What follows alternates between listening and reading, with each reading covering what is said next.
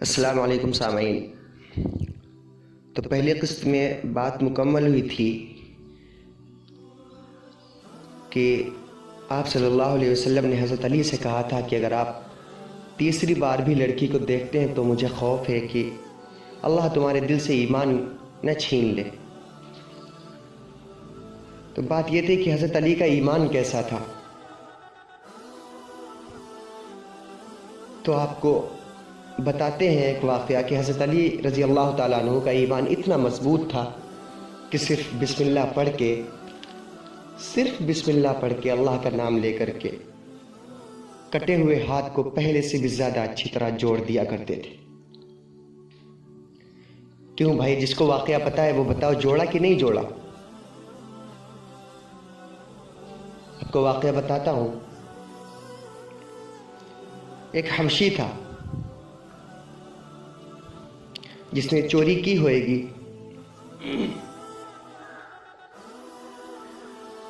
تو اس کا فیصلہ حضرت علی رضی اللہ تعالیٰ عنہ کے پاس آیا، مقدمہ آیا۔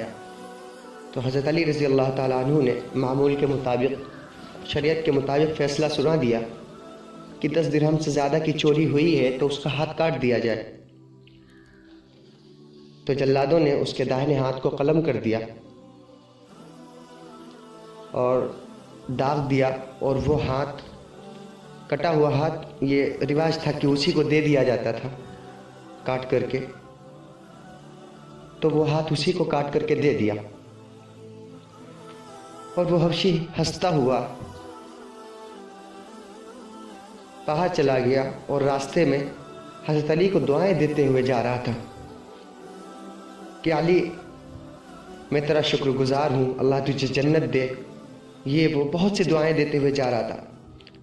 تو حضرت سلمان فارسی رضی اللہ تعالیٰ عنہ ایک مشہور صحابی ہے، آپ نے نام سنا ہوگا۔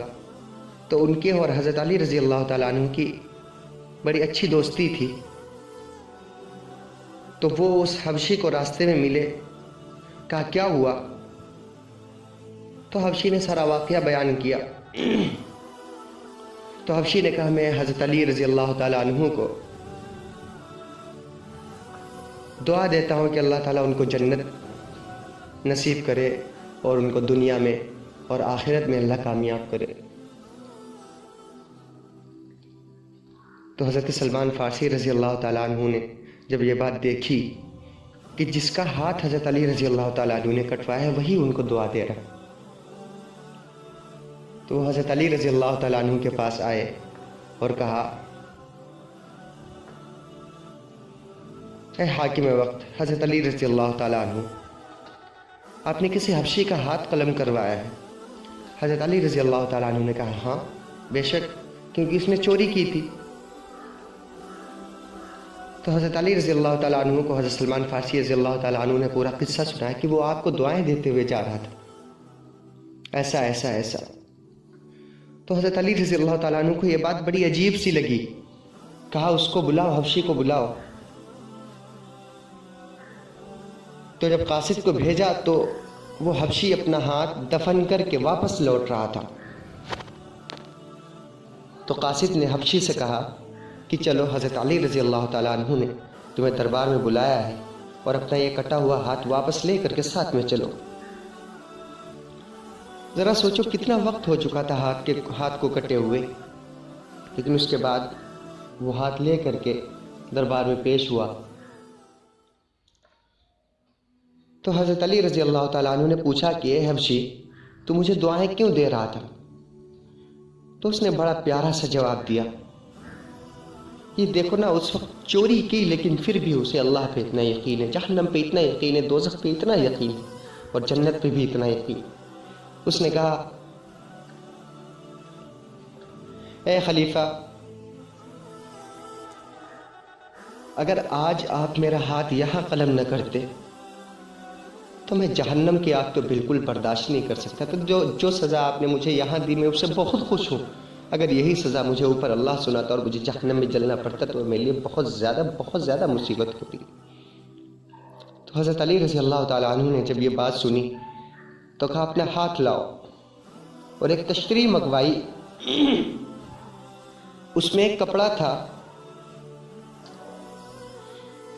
جو آپ صلی اللہ علیہ وسلم کے کپڑوں سے کچھ مس کیا ہوا تھا، تو اس کا ہاتھ اس کے ہاتھ میں جوڑا اور وہ کپڑا اوپر ڈال کر کے بسم اللہ پڑھتے ہوئے حضرت علی نے وہ کپڑا ہٹا لیا، تو اس حبشی کا ہاتھ اس طرح یوں جڑ گیا تھا جیسے کہ پہلے جڑے ہوئے ہاتھ سے بھی زیادہ اچھا لگ رہا تھا۔ تو یہ تھا حضرت علی کا ایمان، اور ان سے بھی آپ صلی اللہ علیہ وسلم نے ارشاد فرمایا تھا کہ مجھے ڈر ہے کہ کہیں تمہارے دل سے ایمان کی دولت نہ چھین لی جائے۔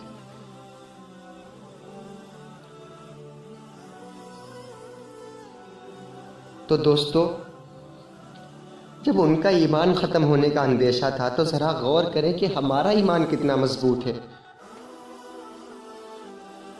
اور ہم دن بھر کتنی لڑکیوں کو گھورتے رہتے ہیں، اور اس وقت تک گھورتے ہیں جب تک وہ خود نظروں سے اوجھل نہ ہو جائے۔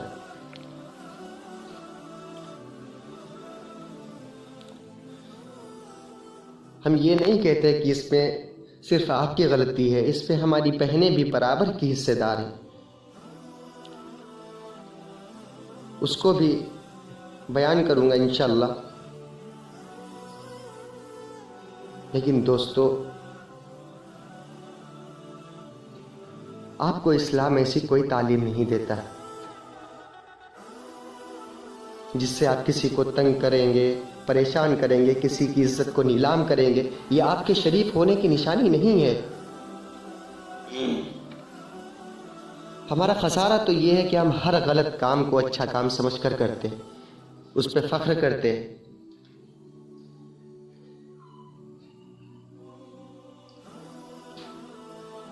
اور ہم ہر برا کام آج اتنے فخر کے ساتھ کرتے ہیں کہ جیسے کہ ہم نے کوئی ایسا کام کر لیا جس سے اللہ تعالیٰ بہت زیادہ راضی ہو گیا، اللہ کا نبی ہم سے راضی ہو گیا۔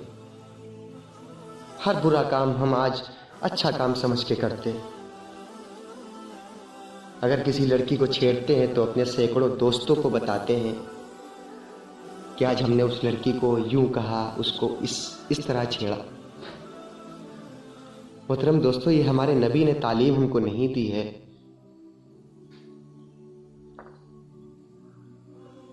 ارے ہمیں شرم آنی چاہیے کہ ہم کسی لڑکی کی عزت برباد کر کے اس کو بدنام کرتے ہیں، اس پر خوش ہوتے ہیں۔ ذرا اپنی بہن کو دوسری لڑکیوں کی جگہ رکھ کر دیکھیں، کیا اب بھی آپ کو کوئی افسوس نہیں ہو رہا؟